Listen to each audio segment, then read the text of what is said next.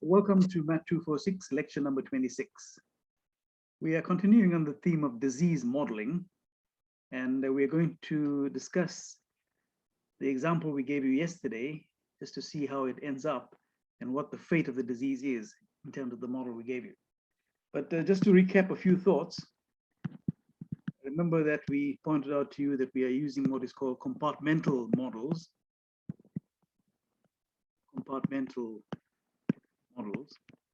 And the most common of those is the SIR model, which is in use even today and is used for diseases such as COVID.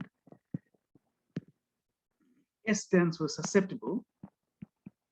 In other words, everybody who can get the disease, how many people are there? S is the number. I are the infectives or infected. I usually say infectives.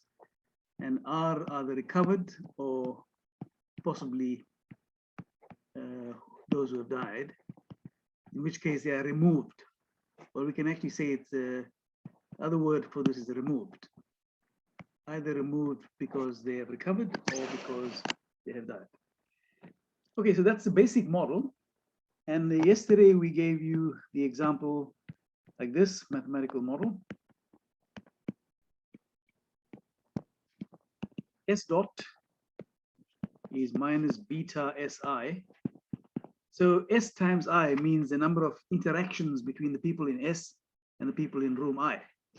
So S times I is the total number of interactions.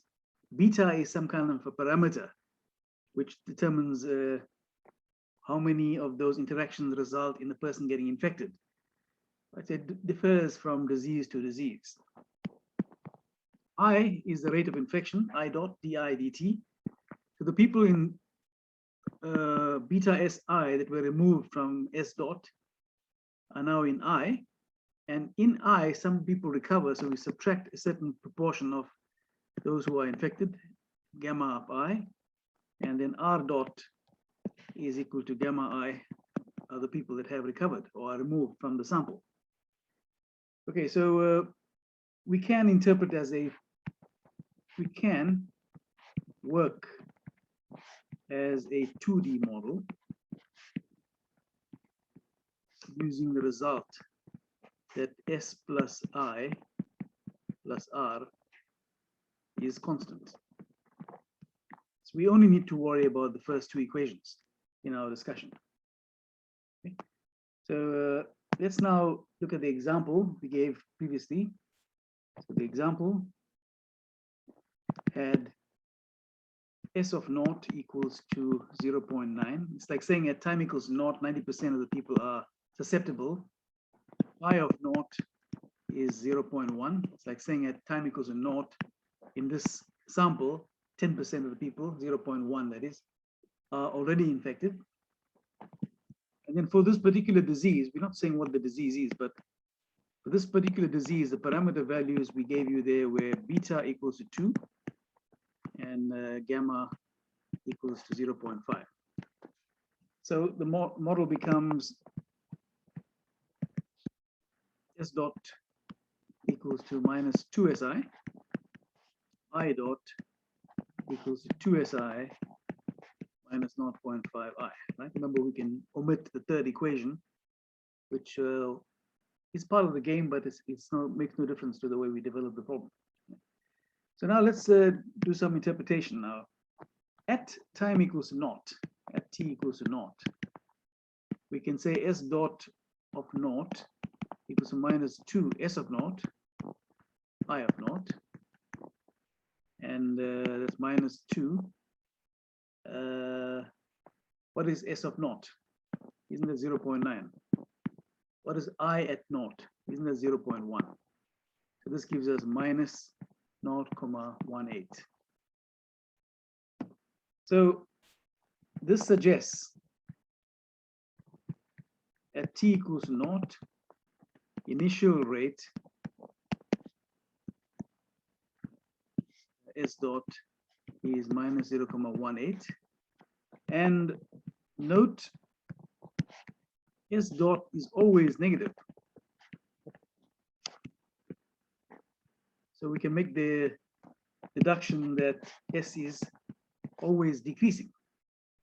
S is always decreasing from the starting position minus 0.18. Right. On the other hand, if we discuss the I dot is given by 2si minus 0.5i, or if you want to factorize that, that's 2s minus 0.5 times I. And now let's consider what happens at time equals naught. At time equals naught, this is at the start of the process, I dot at naught equals to 2 times 0.9 minus 0.5 times 0.1. What is that? 1,8 minus 0.5 minus 0.5 is 1,3 times 0.1. That works out to 0.13. So I dot at naught is 0.13. So this implies that it's increasing at the start. Increasing at the start. So the rate of infection is increasing at the start. It doesn't mean it carries on increasing. Now observe, if you take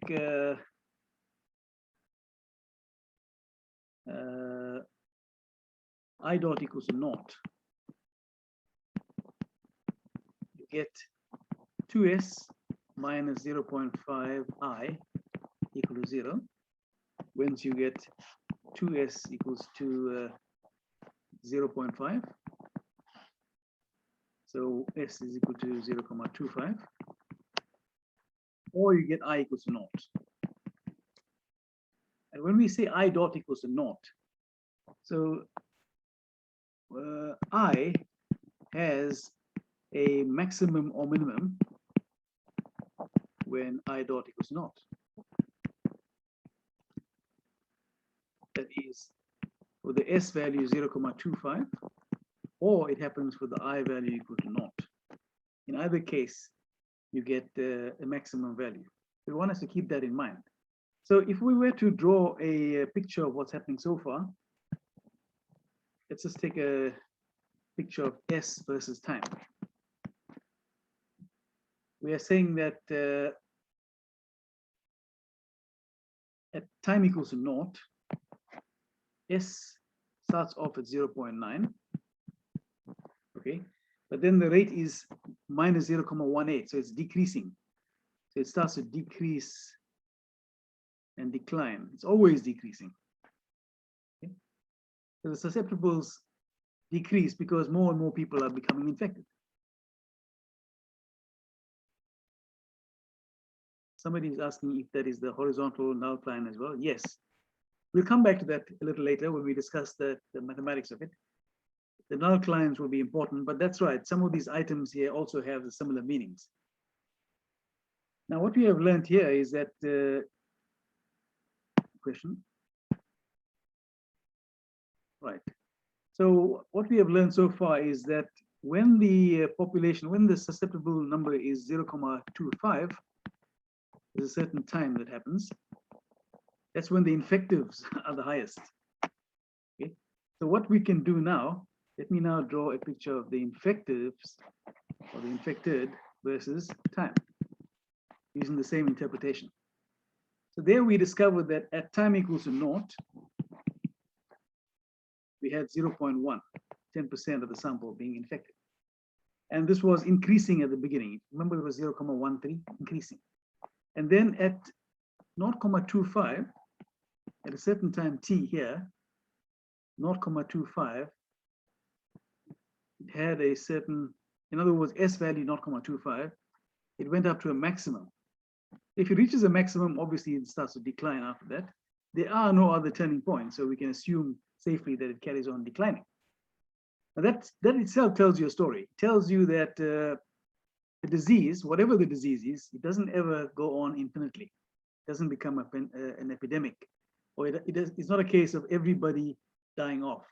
Okay? Infectives will reach a maximum, a peak, This is called the peak, and then it will die off. Now in the case of COVID, because the disease is still circulating, you can have many of these things happening. You can start again now, another cycle can start, different size of peak, and so on and so on. But at this point, t equals to whatever, a certain time here, that gives you 0.25 on S, is actually where the peak of infectives occur. If I were to superimpose both of these onto one plot, let's put them all onto one plot, S and I versus T. S declines like that, whereas T goes up like that, reaches the maximum, and then also begins to decline. There's some maximum that takes place here at some T. We don't know what this T is, but we do know that the S value at that point is 0.25. This is the I. At the beginning, this I is 0.1. At the beginning, the S is 0.9. But that is how the disease will progress in time.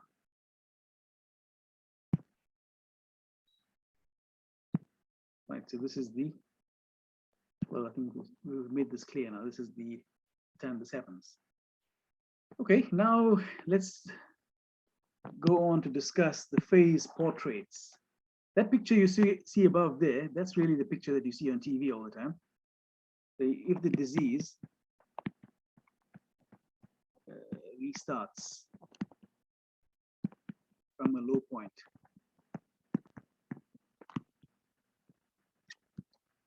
you will have that kind of behavior taking place.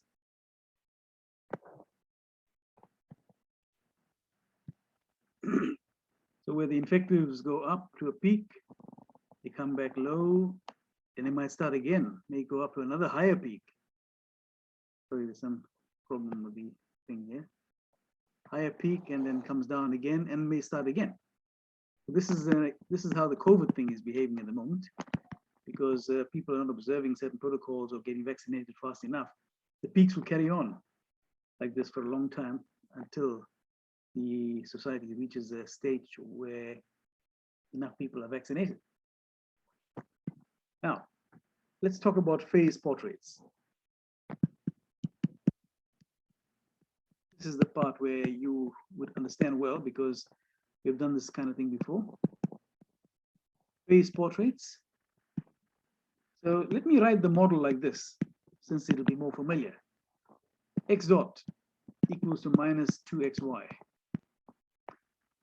Y dot equals to 2xy minus 0.5y. Where x is S and y is I. S has been transformed to x and I has been transformed to y.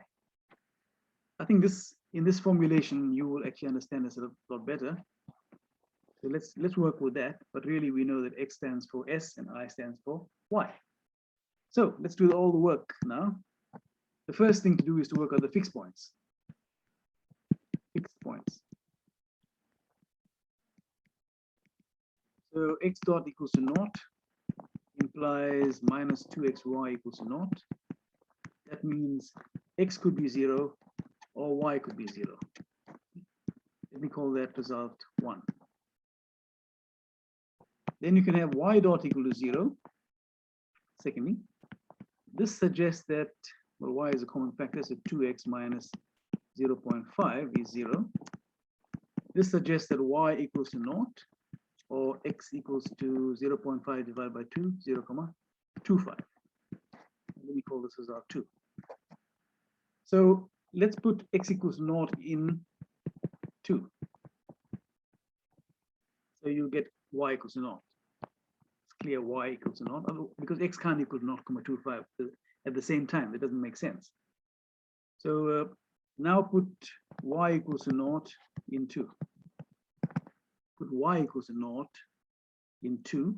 So you get naught into 2x minus 0.5 equal to 0. Now, what does that mean?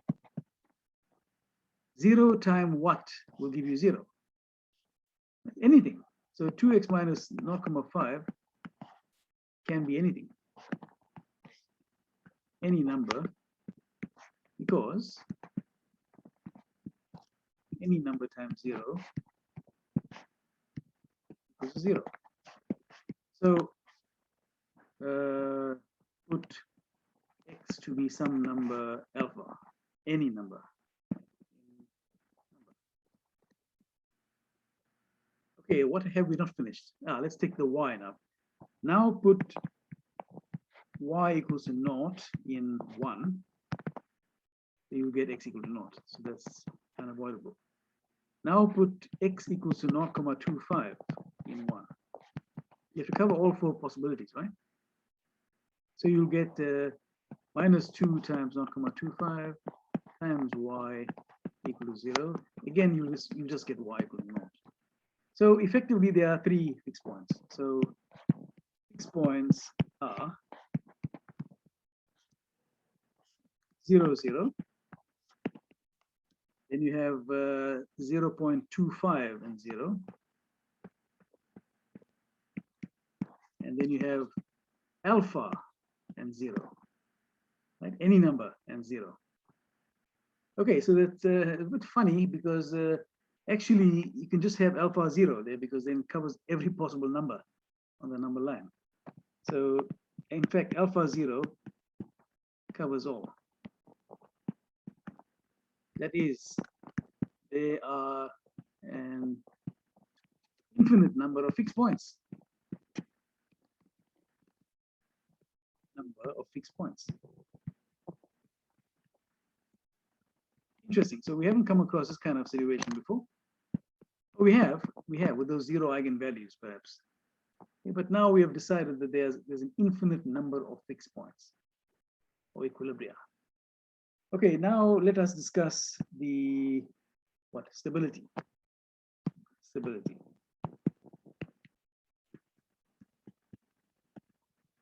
Remember, x dot is 2xy or minus 2xy. Y dot is 2xy minus 0,5y. So to discuss the stability, we need the Jacobian matrix. Day f day x will be minus 2y. Day f day y, day f day y is minus 2x. Day g, the bottom one, day x will be 2y. Day g day y will be 2x minus 0.5. So at Jacobian at alpha 0 will be 0. Minus 2x is minus 2 alpha. 2y will be 0 again. 2x will be 2 alpha minus 0.5. Notice I'm not going to consider 0, 0 and others separately. We'll just discuss this alpha, which covers all possible cases on the x-axis. So that's the Jacobian. Now the eigenvalues must satisfy the equation determinant of a minus lambda I. It's minus lambda minus 2 alpha 0, 2 alpha minus 0.5 minus lambda equal to 0. So this gives us lambda equal to 0 or lambda equals to 2 alpha minus 5. Right, so that's quite easy to see. Now the question is it stable or unstable? Okay, so note, what this means is that the solutions will have the structure like xy equals to C1, some eigenvector there, e to the 0 t plus C2, some eigenvector, e to the 2 alpha minus 5 t. So that's the structure. Now this part here is constant. So this doesn't affect anything, constants. Whereas the game is played here really. Right? So if the exponent is negative, then you'll have a stable situation. If the exponent is positive, it will be unstable. So if 2 alpha minus 5 is more than 0, that is alpha more than, it's actually 0.5, eh? 0.5, that means alpha is more than 0.25, then it will be unstable. On the other hand, if 2 alpha minus 0.5 is negative, in other words, alpha less than 0.25, the fixed points will be stable, including 0. So this includes 0 here. Remember, this is covering all possible alpha that lies on the x-axis. So that was what happened there. Now let's talk about the null lines. You see, things are happening here which didn't happen before, because it's not a straightforward model like the predator-prey models of the past. But anyway, we learned something important from this. Let's now talk about null lines. So we got the vertical null lines. Remember, m is equal to y dot over x dot. So vertical null lines will be when x dot is 0. Denominator is 0, so it becomes infinite. Infinite, the gradient is vertical. So that means minus 2xy is 0. This is what somebody was pointing out earlier on in the game. So you get x equal to 0, or y can be equal to 0. Now, the important thing is that when are these pointing up? Pointing up when y dot is positive. That is, what is y dot? 2xy, or y into 2x minus 0.5 is positive. So now there are two cases. Case 1, if y is positive, then the other one must also be, other bracket must also be positive. So 2x minus 0.5 is positive. That implies x is more than 0.25. Secondly, if we take y less than 0, this is not acceptable. So this doesn't feature in the discussion. This is the disease model. You can't have y less than 0. All right, so we know now when x is more than 0.25, then you will get things pointing upwards. Otherwise, they point downwards. Now let's talk about the horizontal. Horizontal null lines. This time y dot is equal to 0. This implies y into 2x minus 0.5 equal to 0. So y is 0 or x is 0.25. Those two straight lines. These point to the right. Whenever x dot is positive, that is minus 2xy is more than 0. In other words, xy is less than 0 if you multiply by a minus throughout. So again, you have two cases. Case 1, x is more than 0, and now you're going to have y less than 0 because you want negative, right? But this is unacceptable. Same reason, because you can't have y negative, nor can you have x negative. Secondly, when x is negative, again, this is straight away unacceptable. So what does that mean? So means all point left. There's no case where it points to the right. Every time you calculate the gradient there for the horizontals, you'll always point to the left. Aha, now I think we have got enough information to actually draw the picture and then make some deductions from the picture.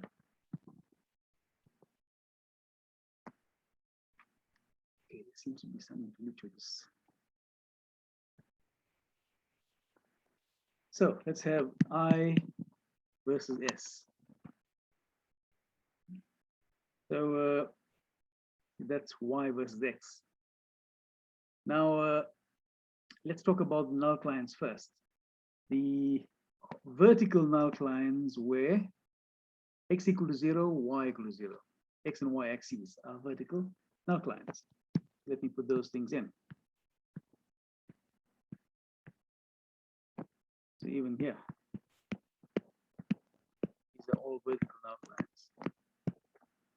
And then the horizontal are y equals to naught, that is the x-axis, or x equal to 0.25. So the x-axis features again here, both horizontal and vertical. And 0.25. There's a certain line here, x equal to 0.25. Fine, and then remember these other points are all alpha 0. There's plenty of them. Every point here is a fixed point. So each point could be the start of a trajectory or the end of a trajectory. Right? Now this was vertical, of course. Sorry, horizontal. And the other thing we learned from the calculation was that they always point to the left. There is no case where the horizontal null lines point to the right. So we can say this is the case all the time.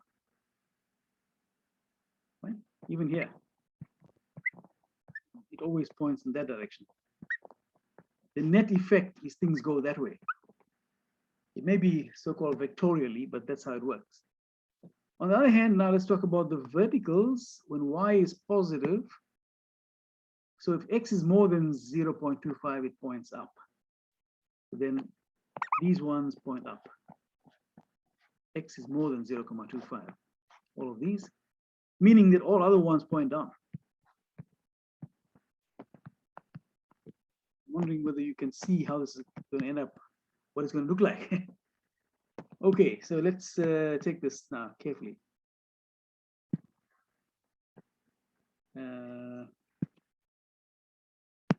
Right.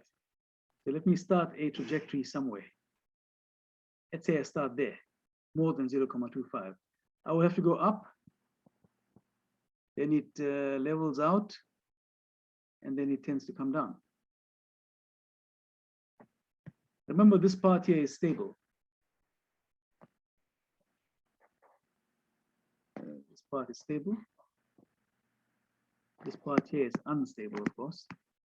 Let me not make it so ugly.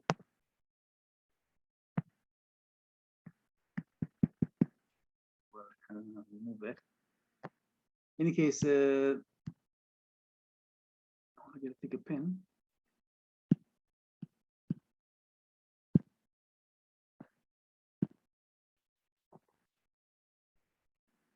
So if you follow this other part, I'm not succeeding in this, but you will get trajectories that go like that. As the trajectories start from further away from 0.25, they behave like that. By the way, they don't always go towards 0, 0. Can you see that? I've drawn it like that as well. These ones are not going to 0, 0, 0. These ones are ending up somewhere on the x-axis.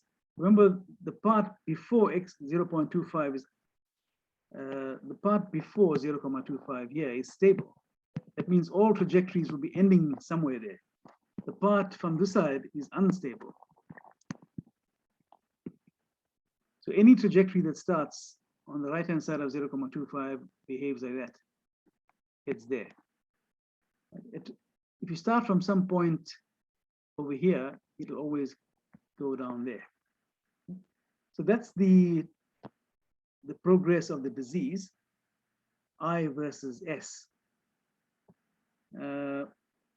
Trajectories, let's interpret this a bit. Trajectories ending at 0, 0 suggest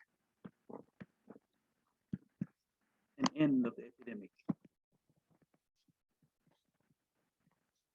No more do you have anyone susceptible, and neither do you have anyone infected. Okay? So all other trajectories, you see, if you want to see how things are going to go, follow one of the trajectories. Let's suppose you are following, let's suppose starting here at some value there, whatever. Let's say 0.7 and I is 0.5. What that means is that as time elapses, say after a few days, it will go there. Right? The S will become less. It will become, say, 0.4 0.55, but the infectives will be higher, 0.75, say. So the susceptibles decline, but the infectives increase, which makes sense.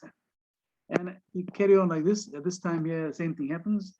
It reaches a maximum point there, and then the reverse takes place. Now, if you end up in the region from S being less than 0.25, so if you end up here, you might find now that the susceptibles are coming down, as well as the infectives are coming down as well, until they move towards here, towards 0, 0. If they were following the other trajectory, let's say they were following this trajectory here, same thing happens, the same type of behavior. After some time elapses, it's here. After more time, it reaches a maximum. After a few more days, it could be there, there, until it ends up somewhere on the x-axis, being a stable fixed point there. So the interpretation is that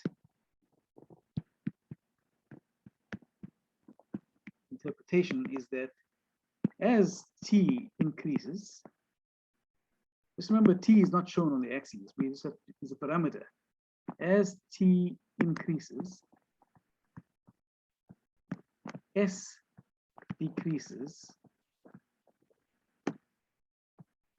but I increases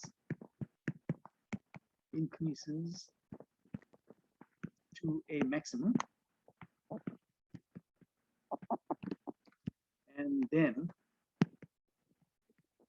decreases to some point in the interval 0, 0.25, where it is stable. Another way of expressing this is that if you take S to be more, if S is more than 0.25, you can say I dot will be I into 2S minus 0.5 is more than 0. So this means that it's an epidemic and it grows without bound. Grows without bound. But really, it doesn't happen that way. It actually stabilizes and comes back.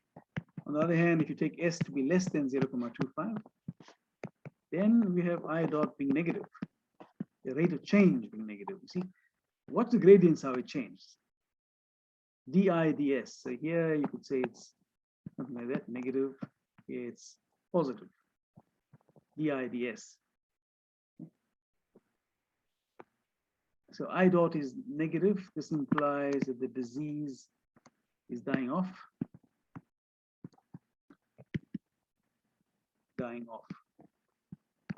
Or there's been a cure found.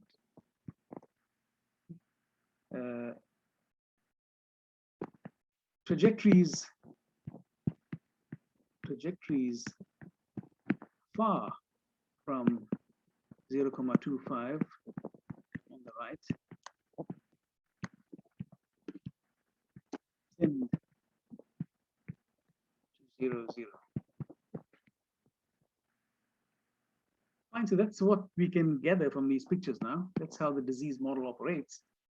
And most diseases work in this way. Okay, so that's what I wanted to say to you there. Stop the share there.